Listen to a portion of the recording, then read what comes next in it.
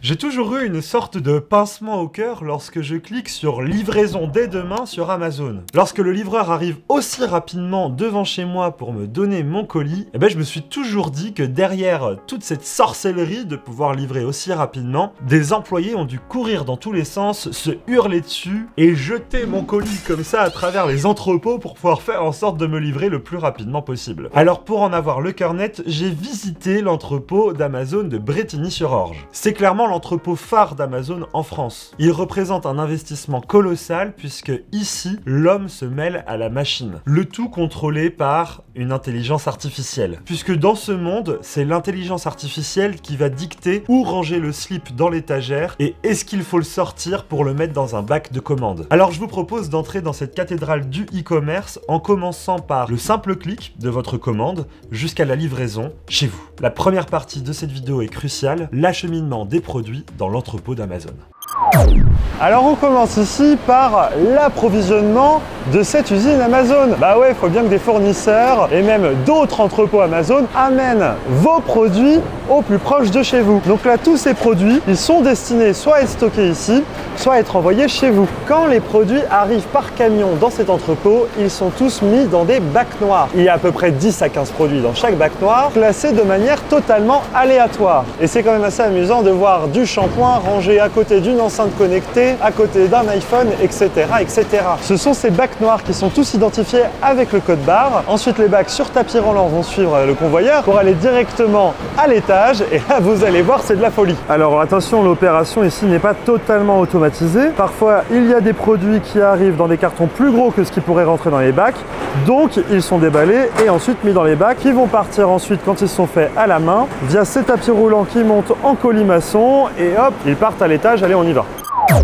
Les bacs arrivent donc au deuxième étage de cet entrepôt et ensuite, ici, nous avons des opérateurs qui vont les mettre dans des étagères. Alors attention, c'est une philosophie qu'il faut bien comprendre. Ici, quand un opérateur a besoin d'aller chercher un produit dans le stock, il ne va pas aller le chercher dans un rayon, à un tel étage, etc. Non, ici c'est l'étagère qui vient se mettre au niveau de l'employé directement pour qu'il puisse retirer le produit ou bien le mettre en stock et donc le mettre dans l'étagère. Donc c'est tout à fait étonnant et ça fonctionne avec des technologies particulières. Regardez ces petits robots qui ressemblent à des robots aspirateurs version XXL qui sont au sol. Ils se baladent, se placent sous des étagères qui font leur taille et vont la soulever, peut-être la faire pivoter pour pouvoir se déplacer directement devant un opérateur. Attention, il n'y a pas 20 étagères, hein. C'est une surface qui est absolument immense. On a 40 000 étagères pour stocker les produits et 4000 robots qui sont là pour les déplacer. Sachant que dans chaque étagère, on peut stocker jusqu'à 500 kg de produits. Alors vous vous doutez bien, pour qu'un système comme celui-ci fonctionne, il faut savoir quel produit se trouve où, dans quelle étagère pour pouvoir le ressortir et vous le livrer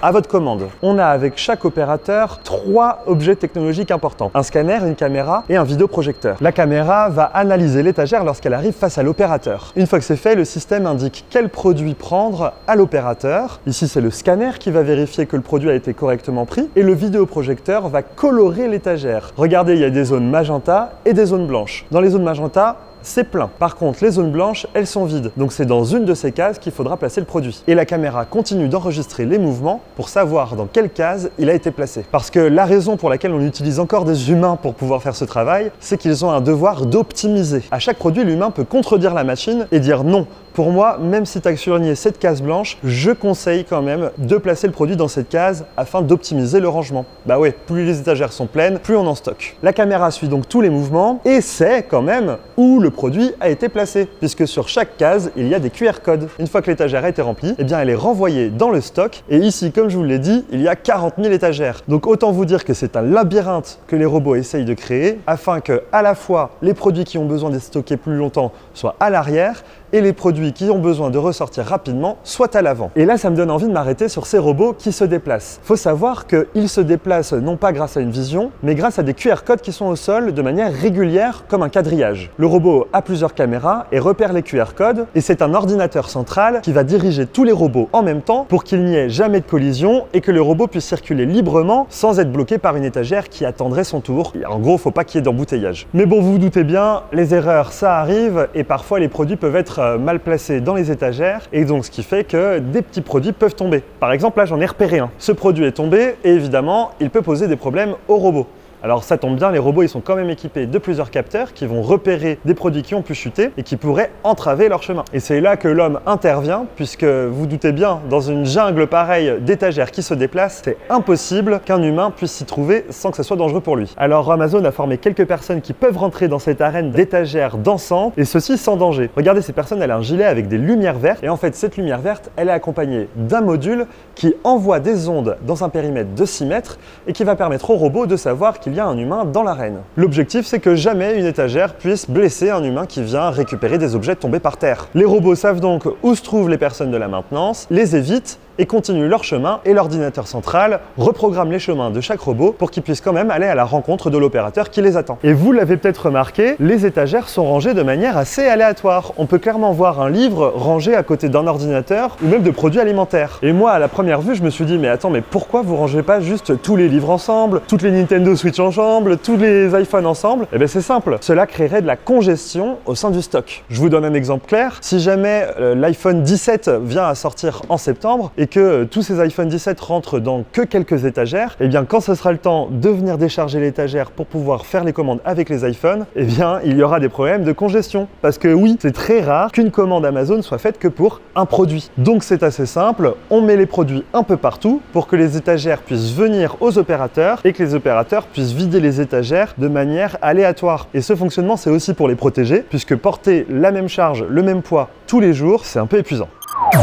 Bon, j'ai de la chance, c'est la pause pour les employés, donc j'en profite pour filmer parce que sinon il y a un peu de bruit autour de moi, donc c'est plutôt calme. Mais en fait, ces étagères, évidemment, elles sont approvisionnées pour pouvoir être remplies, pour être stockées. Mais à l'issue de tout ça, le but, c'est qu'elles soient vidées pour vous envoyer les commandes à vous. Donc il y a une section pour les opérateurs qui stockent dans les étagères et une section pour les opérateurs qui viennent vider les étagères. On appelle ça le prélèvement. Et au moment du prélèvement, eh bien ça fonctionne à peu près comme pour le stockage. Un vidéoprojecteur indique dans quelle case quel produit il faut prendre, l'opérateur le prend et le remet dans un bac noir qui a été identifié. Comme à l'habitude, on remplit les bacs noirs d'une quinzaine de produits, mais là, il n'y a pas encore la notion de commande. Ces bacs noirs, ils ne correspondent pas à votre commande précisément. En fait, ces bacs noirs, ils partent dans un endroit que je n'ai pas eu le droit de filmer, puisqu'il n'est pas accessible aux personnes. Et ensuite, on fait ce qu'on appelle de l'individualisation. On va prendre chaque produit de chaque bac noir pour les mettre dans des bacs gris. Dans ces boîtes grises, il n'y a qu'un seul produit, même si c'est un tout petit paquet de bonbons. Les boîtes grises arrivent face à ces étagères et les opérateurs n'ont plus qu'à prendre le produit et le placer dans l'étagère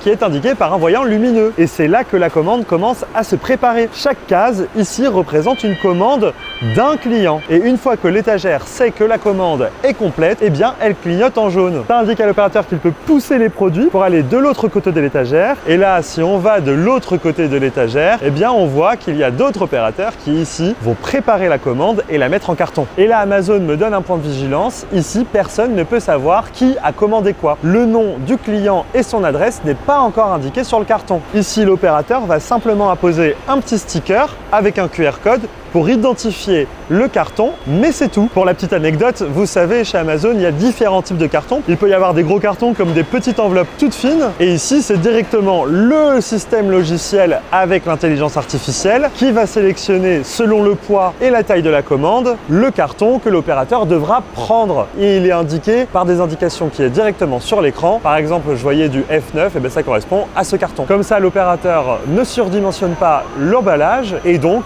on gagne de l'espace lors du transport. Ça fait des économies mais aussi un peu d'écologie. Alors là maintenant je monte, puisque une fois que les commandes sont préparées et mises en carton, elles montent encore une fois à l'étage et se retrouvent sur des convoyeurs ultra rapides qui sont à ma droite et à ma gauche, et ils vont avancer jusqu'à être comme derrière moi, scanner et peser directement sur le tapis roulant. Et scanner, prendre des photos et peser, d'ailleurs c'est une vraie méthode pour Amazon pour connaître le contenu d'un emballage. À chaque étape que je vous ai donnée juste avant, que ce soit à l'arrivée des produits dans l'entrepôt ou même à la mise en étagère, il y a des appareils photo un peu partout qui vont suivre l'avancée du produit et le peser, le repeser, le scanner, le rescanner pour être certain que c'est le bon modèle, qu'il n'a pas été changé ou bien même qu'il n'a pas été perdu. Donc je reprends. Une fois que le colis a été scanné et pesé juste ici derrière moi, il passe dans la zone qui est juste derrière moi ici pour qu'une étiquette lui soit apposée. Et là, c'est l'étiquette client sur lequel il y a l'adresse mais aussi le nom du transporteur qui va s'occuper de vous livrer la commande. Et là vous me dites, mais attends Arnaud, comment Amazon sait à quel transporteur donner quoi? Peut-être que vous ne demandiez pas ça, mais la question est quand même intéressante à se poser. Que vous vous doutez bien que l'objectif c'est d'optimiser Si un transporteur part dans une région, on va lui donner les produits qui correspondent à ces livraisons. Et donc ici, c'est l'intelligence artificielle qui va définir si ce produit part avec tel transporteur ou celui-ci, en fonction de sa capacité de chargement, en fonction du poids du produit, en fonction de la taille qu'il occupe, etc., etc. Ensuite, tous les cartons étiquetés passent ici sur ce tapis extrêmement rapide et sont déposés directement dans ces gros cartons. Ces gros cartons sont remplis de colis Amazon et ensuite vont être directement placés dans le semi-remorque qu'on voit au fond afin qu'ils puissent être transportés. Et c'est là qu'on se dit quand même qu'Amazon aime le carton. On en voit partout ici dans l'usine, mais c'est quand même intéressant de voir que tant mieux qu'ils aiment le carton puisqu'il y a quand même tout un système de recyclage que je ne vais pas détailler ici. Ici, on n'utilise presque plus aucun plastique pour envoyer les colis chez vous. Et là, vous allez me dire, et à raison, mais Arnaud, où se trouvent tous les ordinateurs qui font tourner toute cette machinerie? Eh bien, c'est ici. Il y a des ordinateurs qui tournent en local, mais au global, sachez que l'entrepôt tourne uniquement sur serveur à distance. Tout est piloté et tout peut être surtout mis à jour. Si Amazon décide de changer la méthode de stockage, eh bien, ça peut être mis à jour en direct sur les serveurs qui sont à distance. Alors, il n'y a pas de souci, l'usine peut être totalement autonome en cas de coupure réseau, mais voilà, pour que tout soit suivi et mis à jour en temps réel, ça fonctionne sur serveur. Alors ici, sur tous ces écrans que je n'ai pas le droit de filmer de manière très rapprochée puisque toutes les données sont confidentielles, vous vous doutez bien, on a des opérateurs qui surveillent que tout se passe bien et que toutes les machines fonctionnent correctement. Ici, ils sont capables de débugger, de réparer et de faire de la maintenance sur absolument tout ce qui bouge dans cet entrepôt. D'ailleurs, Amazon a développé ce petit objet que vous voyez qui est en fait un ensemble de capteurs, que ce soit de la vibration, du son, de la température, etc., etc.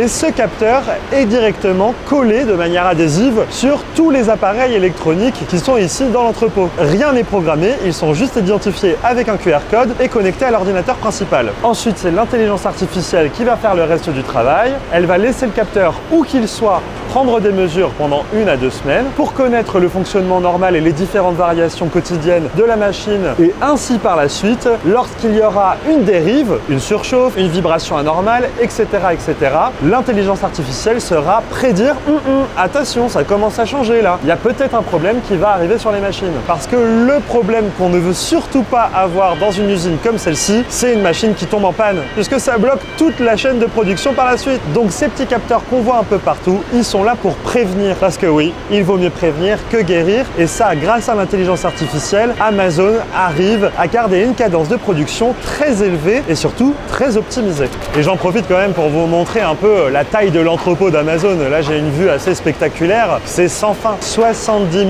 m² d'entrepôt sur 3 niveaux, les gars, avec 4000 employés répartis en 5 équipes, 24 heures sur 24. Ici, ça ne s'arrête pas. Je vous mets des images, mais on a vraiment l'impression d'avoir une ruche qui s'active face à nous. Tout ça mélangeant du travail à la main, mais aussi beaucoup de travail robotique. Je me trouve vraiment dans l'usine phare d'Amazon en France qui met en avant les meilleures technologies qu'ils ont. Mais les ingénieurs le disent tous ici chez Amazon. Plein d'autres technologies sont à arriver, toujours boostées à l'intelligence artificielle. Donc clairement, c'est des évolutions à suivre dans les prochaines années, hein. Mais c'est à suivre et dites-moi dans les commentaires si ça vous intéresse que je continue de vous informer sur quelle technologie Amazon met en place pour toujours vous livrer le plus rapidement possible. En tout cas, une chose est à noter, c'est que ça fait quand même pas mal d'heures que je suis dans cette usine pour réaliser ce reportage et je remarque que c'est pas la panique. Moi, je m'imaginais vraiment l'usine où tout le monde court à droite à gauche, où tout le monde se gueule dessus en se disant mais pourquoi t'as pas fait ci, mais pourquoi t'as pas fait ça, sous la pression du temps et de la livraison rapide. Eh ben non, je vais être honnête, j'ai l'impression de voir des salariés plutôt sereins dans leur travail, très accompagnés par la machine, mais toujours en responsabilité de la tâche qu'ils sont en train d'opérer. Alors derrière cette logistique millimétrée et très technique, il y a un cerveau qui ne fait pas de pause café, c'est la filiale d'Amazon AWS. AWS est une entreprise indépendante d'Amazon. C'est un prestataire de services tech spécialisé dans le cloud. Il faut bien comprendre que AWS ne travaille pas seulement pour Amazon, mais aussi pour une multitude de concurrents. Mais vous doutez bien que AWS a pour mission d'améliorer la technologie utilisée par les entrepôts Amazon. Et quand je vous disais que cet entrepôt Amazon était piloté à distance dans le cloud, eh bien c'est dans le cloud d'AWS. C'est les techniciens d'AWS, les magiciens derrière le rideau. Ils vont développer l'intelligence artificielle, la guider et surtout la mettre à jour au quotidien. Et tout ce qu'ils développent sert AWS dans les différents produits qu'ils vont vendre à la potentielle concurrence. à la fois impressionné par la mise en place technique pour répondre à la demande constante de rapidité des clients, mais aussi un peu perturbé par ce changement de philosophie. C'est plus l'humain qui va chercher le produit, c'est la machine qui donne le produit à l'humain. Et même si j'ai pu voir et constater que les employés avaient du discernement et pouvaient clairement faire des choix différents que ceux de la machine, et que la machine les acceptait, cette collaboration entre la machine boostait l'intelligence artificielle et l'homme est clairement nouvelle dans la manière d'appréhender un travail en usine ou en entrepôt. C'est tout bénef pour Amazon. On augmente la productivité, on optimise la capacité de stockage, on améliore la sécurité pour les humains et on réduit les risques de panne, et forcément, la machine remplace certains humains et donc on fait des économies sur la masse salariale. Et tout ça me fait questionner sur certains points. Par exemple, de tels entrepôts, en vrai il y a un peu que Amazon qui peut développer ce genre de choses. L'investissement est tellement colossal, ils n'ont pas communiqué de chiffres, mais on se doute bien que c'est absolument énorme, que les retombées économiques vont certainement prendre des années. C'est donc pas n'importe quel transporteur ou livreur qui peut se permettre d'investir dans des technologies aussi avancées. De l'autre côté, il y a aussi un point très important pour Amazon et AWS, être serein concernant la cybersécurité. Avoir un système qui tourne entièrement dans le cloud et un entrepôt qui fonctionne principalement grâce à la machine, ça peut être source d'énormes problèmes en cas de défaillance. Alors vous l'avez vu, Amazon met tous les moyens en œuvre pour que ça n'arrive pas. Mais c'est vrai que même si on peut avoir toute confiance en Amazon et AWS, on pourrait se questionner sur la viabilité de ce genre de système dans le temps. Et la dernière question que je me pose, c'est la collaboration homme-machine. Est-ce que les employés s'y retrouvent dans cette nouvelle manière de travailler? Alors sur place, j'ai pas vraiment pu questionner les personnes qui travaillaient, puisqu'elles travaillaient. J'ai envie de vous solliciter. Si vous travaillez dans ce type d'usine, dites-moi dans les commentaires comment ça se passe et est-ce que ce changement a été bénéfique pour vous. Au premier abord, Amazon met en avant l'ergonomie et la sécurité au travail qui est améliorée, ce qui semble plutôt cohérent avec ce que j'ai vu. Mais de l'autre côté, j'ai eu l'impression de voir des employés peut-être un peu statiques par rapport à leur poste. Donc je serais très curieux d'avoir l'avis d'employés réels. Est-ce que pour vous, ceci c'est une révolution ou est-ce que c'est une malédiction? Et même au-delà de chez Amazon, si vous travaillez en usine ou en entrepôt, dites-moi ce que vous pensez de ce système. Est-ce que ça vous convainc ou est-ce que ça vous fait peur? Dans tous les cas, et je le répète, ce qui est sûr, c'est que j'ai vu une entreprise plutôt sereine quand j'y étais et j'ai pas vu d'employés courir dans tous les sens. Donc ça m'a rassuré par rapport au fait que lorsque je fais une commande avec livraison dès demain, eh bien personne ne hurle, personne ne crie et personne ne balance mon produit pour me le livrer rapidement. Voilà, c'est la fin de cette vidéo. J'espère qu'elle vous aura autant plu que moi ça m'a plu de la réaliser. Je remercie particulièrement Amazon et les services d'AWS qui m'ont accueilli dans leur entrepôt pour que je puisse faire ce reportage. N'hésitez pas à vous abonner à notre chaîne YouTube pour nous soutenir et nous encourager à faire encore d'autres reportages de ce type. J'ai d'ailleurs pu visiter d'autres types d'usines, comme une usine qui fabrique des écrans micro-LED, des aspirateurs balais laveurs de sol, ou même des vidéoprojecteurs. Je vous mets les liens dans la description. Sur ce, je vous dis vive la technologie, vive les livraisons rapides. Ciao!